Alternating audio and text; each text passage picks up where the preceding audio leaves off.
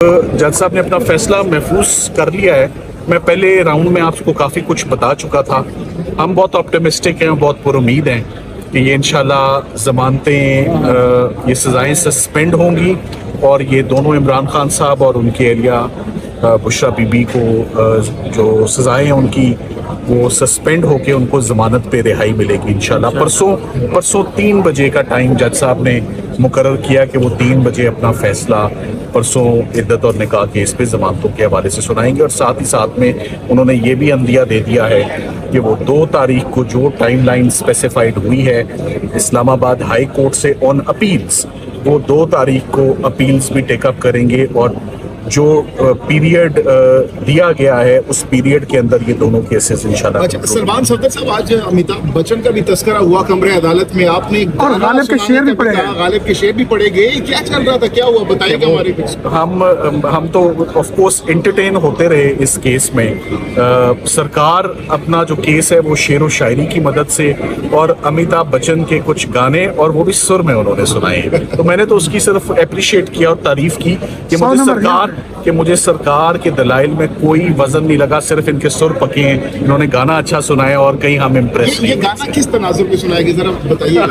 देखिए वो इद्दत और निकाह के केस में मेरा ख्याल है कि ये अगर आप जाहिद आसिफ साहब का इंटरव्यू करें, वो भी आपको यही मिल जाएंगे, तो वो आपको बेहतर बताएंगे कि वो बैकग्राउंड किस कॉन्टेक्स्ट में उन्होंने ये गाना गाया है। पर मैं आपको सिर्फ ये बता सकता हूँ कि अमिताभ बच्चन का गाना था और पूरे सुर में उन्होंने सुनाया है। और गाना मुकम्मल सुनाने के बाद मैंने एंड में सिर्फ एक ही बात की ख्वाहिश का इजहार किया है कि मैंने कोई आर्ग्यूमेंट्स दूसरी दफा नहीं सुनने, अवाम की पुरजोर इसरार पर कम से कम गाना दूसरी दफा। सुप्रीम कोर्ट का जो हवाला दिया उन्होंने सुप्रीम कोर्ट का कि 5 रुकनी बेंच जो है वो उसका फैसला प्रिवेल करेगा, 3 रुकनी नहीं। आज के लिए 3 रुकनी है या 5 रुकनी है, कौन सा व्यू ठीक है इद्दत पीरियड पे, ये आज के लिए जज साहब रिपीटेडली कहते रहे इतना रेलेवेंट नहीं है।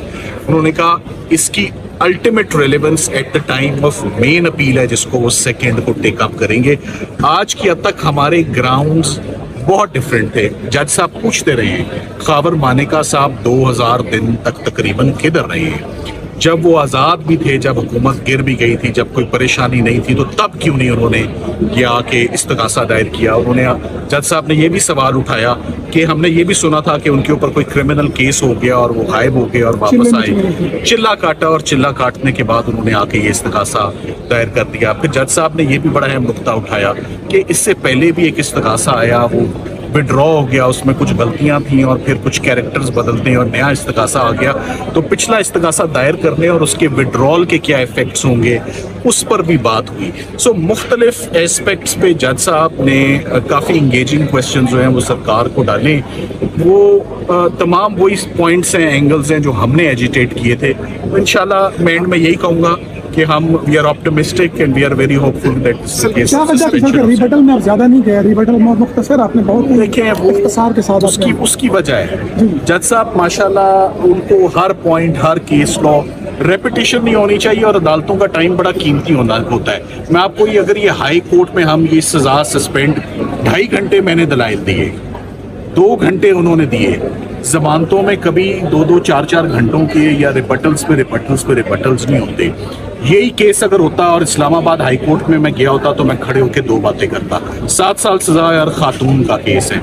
सुप्रीम कोर्ट की लेटेस्ट जजमेंट्स बड़ी क्लियर है। काजी फायज ईसा साहब, मंसूर अली शाह साहब, लेटेस्ट व्यू है ताहिरा बतूल और गजाला केस में कि खातून को और खवातीन को ये स्पेशल मेंबर्स हैं, सेगमेंट्स हैं, vulnerable segments of the society है, इनको as of right regardless of the seriousness of the crime, murder case में जिसमें सजाए मौत इनकी जमानतें मुअत्तल करें या इनको जमानतें ग्रांट करें, तो ये तो फिर इद्दत निकाह 7 साल।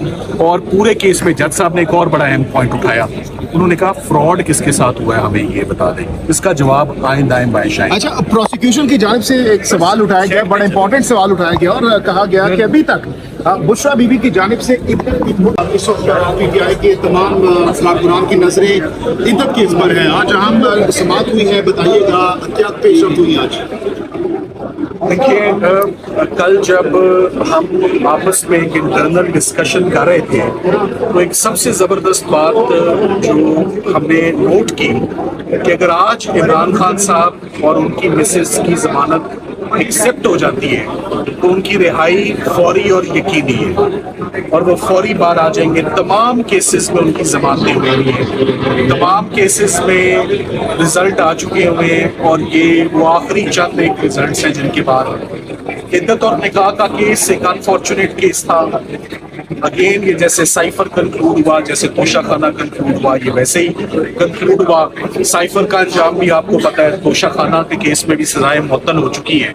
हम तो चाहते थे कि ये अपील ही आर्ग्यू हो जाए और अपील पर फैसला हो, मगर 15 तारीखें और 2 महीने तक शाहरुख अर्जुमन साहब इस केस को सुनते रहे और फिर मुद्दई ने उनके ऊपर अदम एतमाद करके कोर्ट को स्कैंडलाइज करके कोर्ट ने फैसला देने से गुरेज किया और आज अफजल मजूका साहब के पास ये मामला आया, जहां पर आज बुशरा इमरान साहिबा के बिहाफ पर मैंने मुकम्मल दलाइल दे दिए। सलमान अकरम राजा साहब इमरान खान साहब को रिप्रेजेंट कर रहे हैं, वो अपने दलाइल मुकम्मल कर चुके हैं।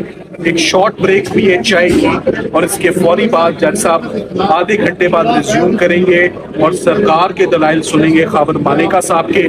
मोटी मोटी आपको बात बता देता हूँ कि ये केस पाकिस्तान में इद्दत और निकाह के ऊपर कोई क्रिमिनल प्रोसिक्यूशंस नहीं हुई है। पहली दफा खान साहब और उनकी मिसेस के ऊपर ये एक ऑब्जेक्शनेबल और एक एब्नॉक्शियस मैं से कहूँगा कि ये एक ट्रायल था, सवाल थे और इशू था जिस पर हमारे पास सुप्रीम कोर्ट का व्यू, हमारे पास मोहम्मदन लॉ का व्यूज, हमारे पास मुख्तलिफ रिलीजियस और मजहबी स्कॉलर्स का व्यू बड़ा क्लियर है कि एट बेस्ट और एट मोस्ट अगर कोई इद्दत के पीरियड के अंदर कोई शादी हो भी जाए तो वो एक इर्रेगुलर मैरिज होती है, वो कभी भी क्रिमिनल लॉ और सजा का मुर्तकिब नहीं होती, वो कभी भी उसमें 7 साल जैसी एक्सेसिव सजा नहीं सुनाई जाती।